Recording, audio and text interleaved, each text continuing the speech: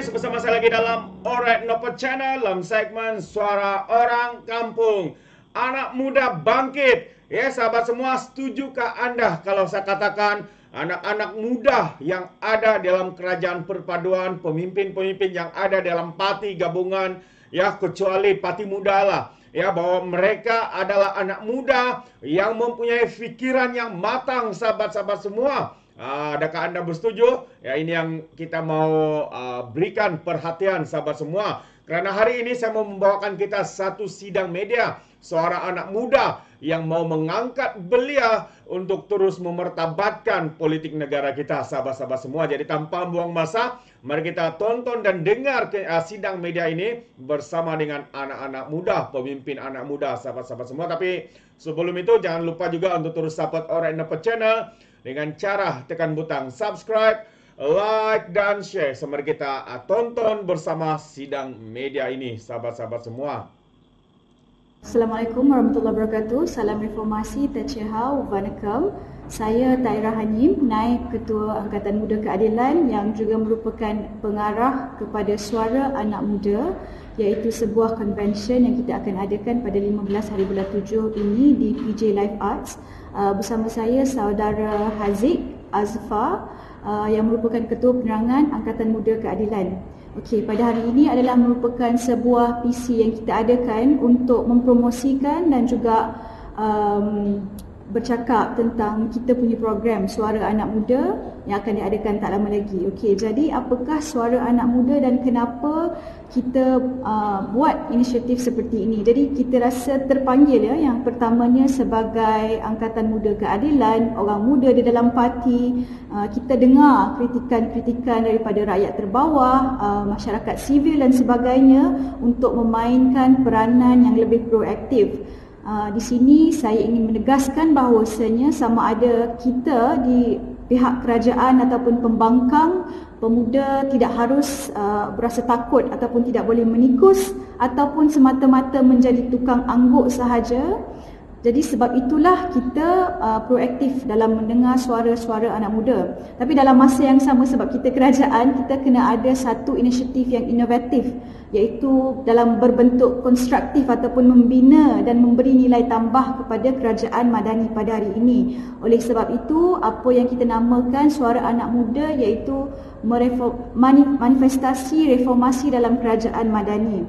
Okey, jadi inisiatif kita ni bukannya we just pluck it out of thin air. Kita memang apa orang panggil memang berfokus dan kita ada framework ataupun kerangka kerja yang tersendiri. Okey, jadi apa yang kita ingin bawa kepada kerajaan madani hari ini setelah kita mendengar suara-suara anak muda?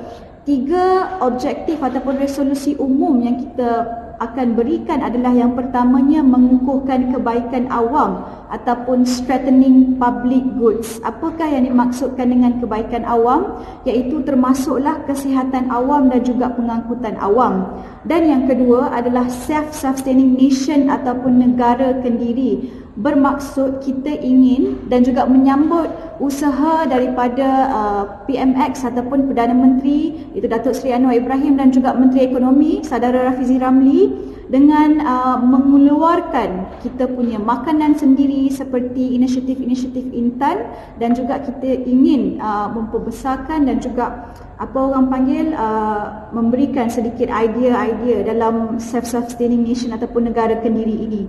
Dan yang ketiga, framework kita adalah gaji bermaruah untuk anak muda.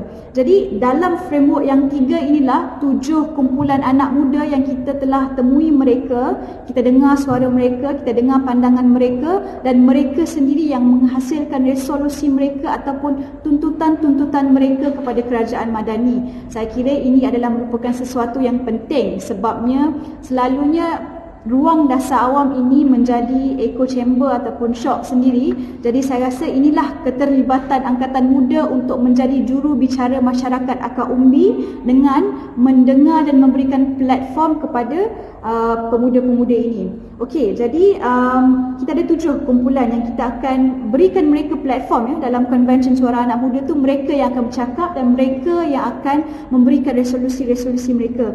Jadi 7 kumpulan anak muda terdiri daripada orang asli yang pertama, yang kedua petani muda, yang ketiga pekerja ekonomi gig. Sorry cepat sangat ke? sorry. Okay. Pekerja ekonomi gig. Yang pertama orang asli, yang kedua petani muda, yang ketiga pekerja ekonomi gig. Yang keempat doktor kontrak dan juga kesihatan awam. Yang kelima atlet dan sukan.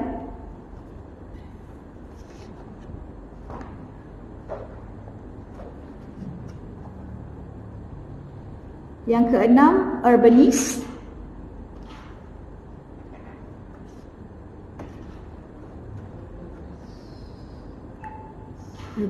Dan yang ketujuh adalah mahasiswa dan juga termasuklah undi 18. Dalam undi 18 dan juga mahasiswa, kita juga ada masukkan resolusi daripada OKU ataupun orang kurang upaya juga. Jadi apakah relevan-relevannya kumpulan ini? Seperti yang kita kata tadi, termasuk dalam 3 resolusi yang itu, dan juga termasuklah seperti contoh kita, saya rasa kita Datuk Seri Anwar Ibrahim sering bercakap tentang korupsi. Jadi Angkatan Muda Keadilan menyambut saranan dan juga inisiatif ataupun gagasan Datuk Seri Anwar Ibrahim, dan saya rasa amatlah penting untuk kita sendiri tahu apakah kesan korupsi ataupun kronisma itu yang membarah yang ada dalam struktur politik Malaysia dan administration Malaysia hari ini, bagaimana ianya memberi kesan kepada rakyat di bawah. Sebagai contoh, fasiliti kesihatan awam yang di luar Lembah Kelang, bukan kita cakap pasal Sabah dan Sarawak pun, tapi kita cakap seperti negeri-negeri seperti Kedah ataupun Perak pun sudah berbeza fasiliti yang ada kepada kesihatan awam, dan juga kuartus ada yang menunjukkan kepada saya macam mana keadaan kuartus doktor sendiri macam mana. So saya rasa itu penting untuk kita sebenarnya sambut dan lihat sendiri keadaan akar umbi dan kesan kepada korupsi dan rasuah yang membarah dalam Malaysia yang ditadbir sebelum ini, dan inilah yang kita katakan manifestasi reformasi dalam kerajaan madani.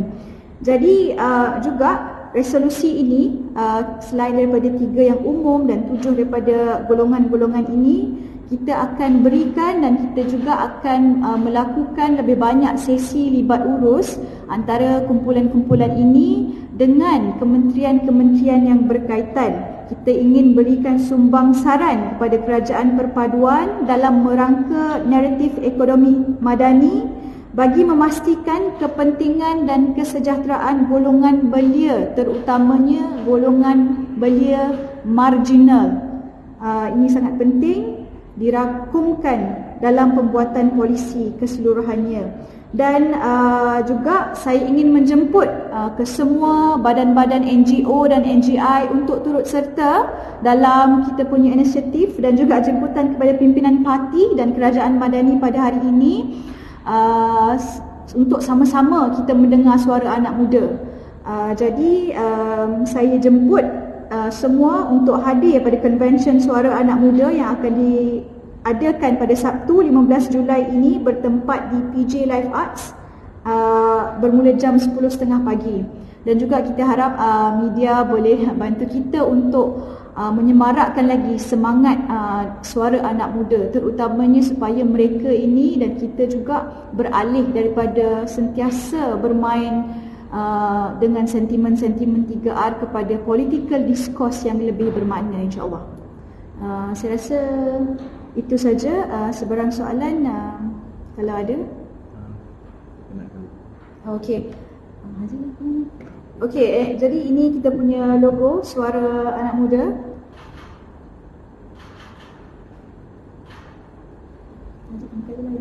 Angkat sekali. Boleh kan? Okey. Nampak ke? Bawah. Alright, like this. Okay. Ataupun dekat bawah boleh tak? Di bawah ni. Ni. Tak, you pilih dua. Oh, okey. Ya.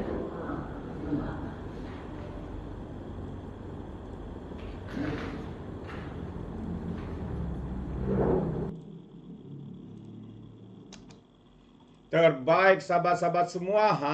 Itu dia pencerahan kepada program yang mahu dilakukan oleh pemimpin-pemimpin anak muda ini yang mahukan atau akan melaksanakan satu program Suara Anak Muda dengan segala inisiatif ini. Saya percaya ia boleh membawa kebaikan kepada anak-anak muda terjerumus daripada menjadi kaki fitnah, menjadi meroyan seperti mana geng-geng lebay-lebay, walaun yang lain sahabat semua. Dan usaha ini adalah satu usaha yang terbaik ya, usaha murni, dan kita harapkan usaha untuk memertabatkan untuk membangkitkan suara anak muda seiring dengan pembangunan, dengan reformasi yang sedang dilaksanakan, dilakukan oleh kerajaan perpaduan ini dapat membuahkan hasil yang baik. Jadi sahabat semua, itu saja apa yang saya ingin sampaikan. Terima kasih kerana bersama dengan saya di Alright Napa Channel. Sekiranya sahabat semua juga mau memberikan sebarang komen,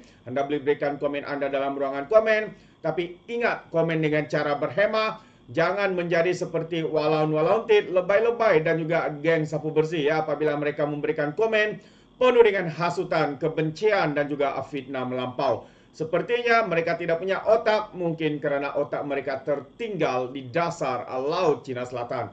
Jadi sampai di sini saja, izinkan saya untuk mengundurkan diri, dan seperti biasa, peribahasa mengatakan tapakon kangkap, 2 tahun keinginan. Dalam bahasa Melayunya, tepuk dadah, tanya selera. Sekian saja daripada Alright Napa Channel. Kita berjumpa lagi dalam info dan update yang seterusnya. Sekian. Bye-bye.